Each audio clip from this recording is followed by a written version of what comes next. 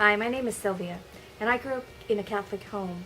And in our Catholic home, we had crucifixes on the wall.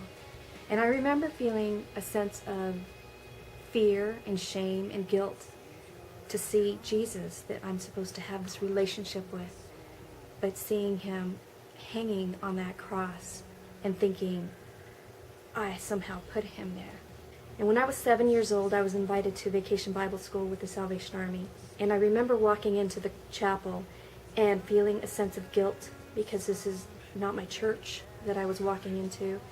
And I remember walking up to the front of the pews and sitting there and looking up at the cross and seeing that Jesus was not on the cross.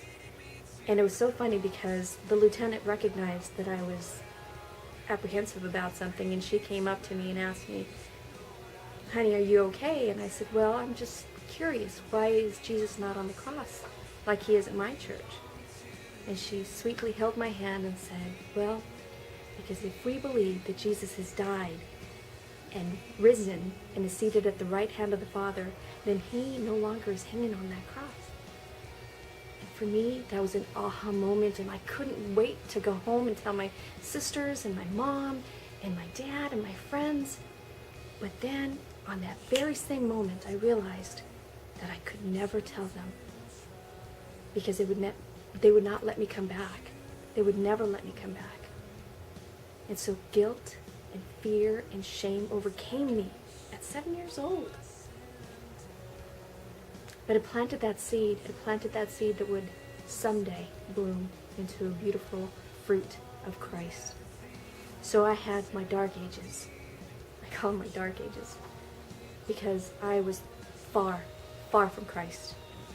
I wasn't walking with him. I didn't know him. But I do remember that I wanted to get to know that Christ. I partied, I drank, and I went from relationship to relationship. And what comes with that is I, along like a lot of other young ladies, fell into pregnancy. Unwanted pregnancy. And so I went to Planned Parenthood and had an abortion. You know, that day they tell you it's going to be okay. But nobody tells you that it's not okay in 5 years, that it's not okay in 10 years, and that it's not okay in 20 years. I was still burdened. I was still feeling that guilt and the shame and mourning even. And it messed with me spiritually and mentally. It spiraled me into depression. But nobody tells you these things. But then I remembered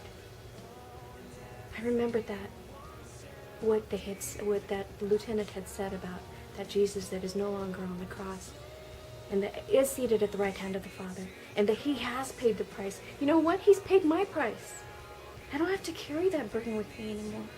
Not for 35 years, not for 45, not for 55 years. It's over, finished, it's done. He's paid the price for me and for you. So now I'm with the Salvation Army, and I'll get to be that lieutenant that gets to spread the word. That was that message of hope that was given to me, that can be given to you.